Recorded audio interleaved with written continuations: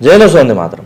देखिए, कहने की बात नहीं है, लेकिन बागेश्वर धाम के धीरेंद्र शास्त्री जी को लेकर जिस तरह की कंट्रोवर्सी इस समय पूरे भारत में चल रही, वो साफ तौर पर ये बताने के लिए काफी है कि सनातन धर्म के पीछे किस प्रकार के बुद्धिजीवी हमेशा ही पड़े रहते हैं और मौके की तलाश में रहते हैं कि बस कोई एक मौका मिल जाए और हम फिर इनको नीचे गिराने का काम करें। हालांकि जिस प्रकार से धर्मांतरण के ऊपर इस समय बात चलना शुरू हो गई है धीरेंद्र शास्त्री जी के मामले के बाद, उस बारे में कोई भी इन्हीं जो धर्मनिरपेक्ष लोग हैं या ऐसे लोग हैं जो खुद को बुद्धिजीवी कहलाते हैं, वो लोग इन धर्मांतरण को लेकर कुछ भी नहीं कह रहे। दरअसल धर्मांतरण के ऊपर इन लोगों को यही कहना रहता है कि भाई सभी को तो आजादी है इस चीज की, लेकिन जिस संविधान का हवाला देकर ये लोग कहते हैं कि भारत में धर्मांतरण को एक कानूनी सजा नहीं रखता है, तो उन लोगों के लिए एक कानून की बात जानना यह भी जरूरी है कि यदि कोई व्यक्ति धर्मांतरण करता है तो वो किसी के बहकावे में नहीं होना चाहिए, किसी प्रकार के दबाव में नहीं होना चाहिए, इसको किसी प्रकार का प्रलोभन नहीं दिया गया हो। लेकिन पंडित धीरेंद्र शास्त्री ने सभी चीजों का, जो भी कुछ उनके ऊपर आरोप लगे, सभी का बहुत सही तरीके से, सटीक तरीके से जवाब दिया।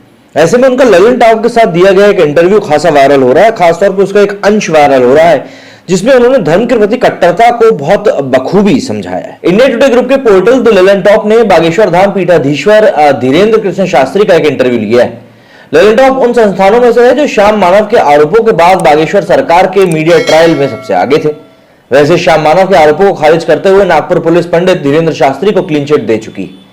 करीब 44 मिनट के इस इंटरव्यू में ललन टॉप के पत्रकारों ने बागेश्वर पीठाधीश्वर को अपनी मंशा के साथ घेरने की पूरी कोशिश करी, लेकिन उन्होंने अपने चिरपरिचित मुस्कुराने के अंदाज में इन सवालों की ठठरी बांधकर ललन टॉप पत्रकारों की बोलती बंद कर दी। कट्टरता फैलाने के आरोप पर धीरेंद्र शास्त्री ने कहा कि हम मानते हैं कि पूरी दुनिया में सबसे प्राचीन धर्म सनातन है, इसलिए सब सनातनी, बाकी को हम धर्म नहीं बल्कि पंथ मानते हैं। हम चादर या फादर के विरोधी नहीं हैं, हम अपने धर्म के कट्टर हैं। इस पर ललन टॉप के पत्रकार ने पूछा कि यदि आप अपने धर्म के कट्टर हैं तो उनके विरोधी नहीं हुए। इस सवाल के जवाब में धीरेंद्र शास्त्री ने कहा कि यदि वो विरोध मान रहे हैं तो ये उनका दृष्टिकोण है, उनको अपने धर्म का कट्टर होना चाहिए। हम अपने धर्म को मान रहे हैं, ये हमारी कट्टरता है, हम किसी के विरोधी नहीं। इसके बाद पत्रकार कहता है कट्टरता तो घातक हो सकती है। इस पर धीरेंद्र शास्त्री ने कहा कि यदि दावे के साथ बाप को बाप मानना घातक है तो ये अच्छी बात है। उन्होंने आगे कहा कि यदि कट्टरता के साथ बाप को बाप कहना घातक है तो फिर इस दुनिया का प्रत्येक यह व्यक्ति घातक है जो अपने बाप को बाप कहता है। भगवान राम इस दुनिया के प्रत्येक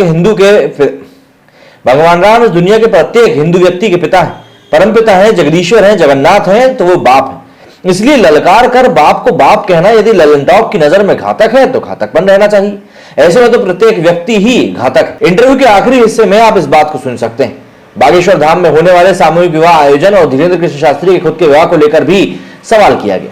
जब पत्रकार पूछता है कि आपको विवाह का आदेश मिल गया है तो उसके जवाब में धीरेंद्र कृष्ण शास्त्री बताते हैं कि वो विवाह करेंगे, गृहस्थ परंपरा में जाएंगे।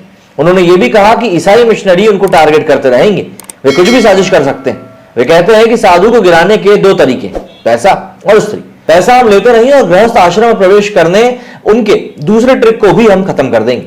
पंडित धीरेंद्र कृष्ण शास्त्री किसी से नाम नहीं जोड़ने को कहते हैं, बावजूद इसके ललन टॉप का पत्रकार जया किशोरी का जिक्र करता है।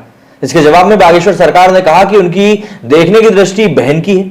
साथ ही बताया कि जया किशोरी से उन्होंने आज तक ना तो कोई बात करी है और ना ही वे उनसे कभी मिले। तो बहुत सीधे तौर पर जब आप इस इंटरव्यू को देखेंगे तो आपको उसको देखकर समझ में आएगा कि किस प्रकार से पत्रकार अपने शब्दों को सामने वाले के मुंह में जबरदस्ती ठूसने की कोशिश कर रहा है और कोशिश कर रहा है कि भाई कैसे भी करके इसके मुंह से शब्दों को निकलवाया जा सके।